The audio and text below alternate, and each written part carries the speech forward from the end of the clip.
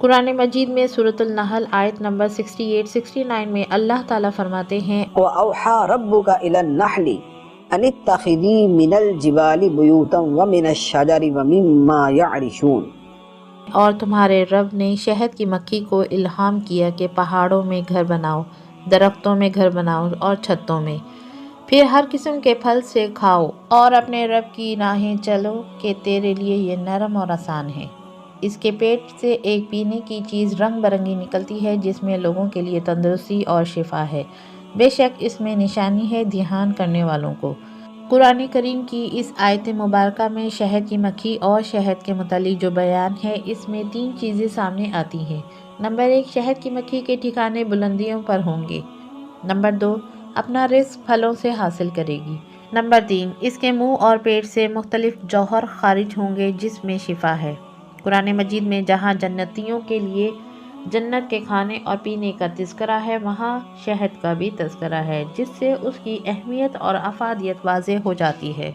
حضرت عائشہ رضی اللہ تعالیٰ عنہا سے روایت ہے کہ حضور صلی اللہ علیہ وسلم کو شیرنی اور شہد بہت پسند تھا۔ اس سے پتہ چلتا ہے کہ حضور اکرم صلی اللہ علیہ وسلم کو شہد بہت پسند تھا، اور شہد کے مشروبات کے بارے میں قرآن کریم میں کئی جگہ ذکر آیا ہے کہ حضور اکرم صلی اللہ علیہ وسلم اکثر اوقات شہد سے بنے مشروبات نوش فرماتے تھے۔ رسول اللہ صلی اللہ علیہ وسلم نے اسے اپنے مشروبات میں نہ صرف شامل رکھا بلکہ تاکید بھی فرمائی کہ شہد میں شفا ہے اور اسے دوا کے طور پر بھی استعمال کیا جائے۔ ابن ماجہ میں روایت ہے، حدیث نمبر 3450 میں حضرت ابو ہریرہ رضی اللہ تعالیٰ عنہ سے روایت ہے کہ حضور اکرم صلی اللہ علیہ وسلم نے فرمایا، جو شخص ہر ماہ میں 3 دن صبح کے وقت شہد چاٹ لیا کرے، اس کو کوئی بڑی آفت نہیں آئے گی، یعنی کوئی بڑی بیماری نہیں آئے گی۔ سوچا جائے تو یہ کتنی بڑی پیشن گوئی ہے کہ اگر کوئی مہینے میں 3 دن صبح کے وقت شہد استعمال کر لیتا ہے تو بڑی سے بڑی بیماری سے محفوظ رہے گا۔ ظاہر ہے کہ اگر روزانہ استعمال کرنے کی کسی کو توفیق یا موقع ملے تو اللہ کی رحمت اور زیادہ ہوگی۔ حضرت جابر بن عبداللہ سے روایت ہے کہ حضور اکرم صلی اللہ علیہ وسلم کے پاس شہد کا تحفہ آیا۔ آپ صلی اللہ علیہ وسلم نے ہم سب کو کھانے کے لیے تھوڑا تھوڑا بانٹا۔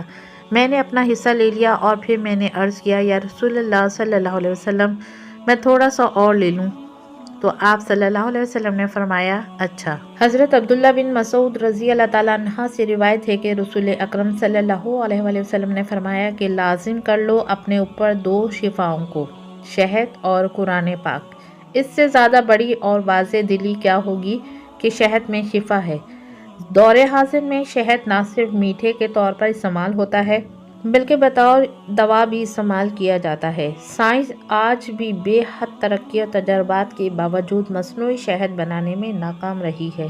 شہد کی ایک خاصیت یہ بھی ہے کہ اگر شہد کی مکھی پورے قدرتی عمل سے شہد تیار کرے تو پھر یہ شہد 1000 سال بھی پڑا رہے تو خراب نہیں ہوتا اور اس کے ذائقے میں ذرہ برابر بھی فرق نہیں پڑتا، جبکہ اس قسم کے شہد میں رکھی گئی کوئی بھی چیز خراب نہیں ہوتی۔ جس طرح شہد میں بہت مٹھاس ہے، تو شہد کی مکھیوں کی ایک خاصیت یہ بھی ہے کہ وہ ایک دوسرے سے جانوروں کی طرح یا کیڑے مکوڑوں کی طرح آپس میں لڑتی نہیں ہیں، بلکہ آپس میں محبت اور منظم طریقے سے رہتی ہیں اور کام کرتی ہیں۔ شہد کی مکھیاں جو چھتیں بناتی ہیں ان میں 8 قسم کے خانے ہوتے ہیں۔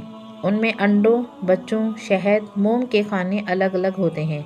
شہد کے ایک چھوٹے چائے کے چمچ میں 5000 پھولوں کا رس شامل ہوتا ہے، جبکہ بڑے کھانے کے چائے کے چمچ میں 2 لاکھ پھولوں کا رس شامل ہوتا ہے۔ شہد کی مکھی آدھا کلو شہد بنانے کے لیے 35 لاکھ اڑانیں بھرتی ہے، 50,000 کلومیٹر تک کا سفر طے کرتی ہے۔ شہد کو گلے کی خراش، بدہضمی، گرمی دور کرنے کے علاوہ دیگر بیماریوں کے لیے ہزاروں سال سے استعمال میں لایا جا رہا ہے۔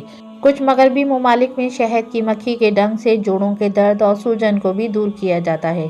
اس کے علاوہ شہد کے استعمال سے خون کی کمی، دمہ، گنجا پن، تھکاوٹ، سر درد، ہائی بلڈ پریشر، کیڑے کا کاٹا، نیند کی کمی، ذہنی دباؤ اور ٹی بی جیسے امراض میں بہت زیادہ مفید ثابت ہوتا ہے۔ ماہرین صحت کا کہنا ہے کہ نہار منہ نیم گرم پانی میں شہد ملا کر پینے سے نزلہ زکام اور معدے کے امراض سمیت کئی بیماریوں سے محفوظ رہا جا سکتا ہے۔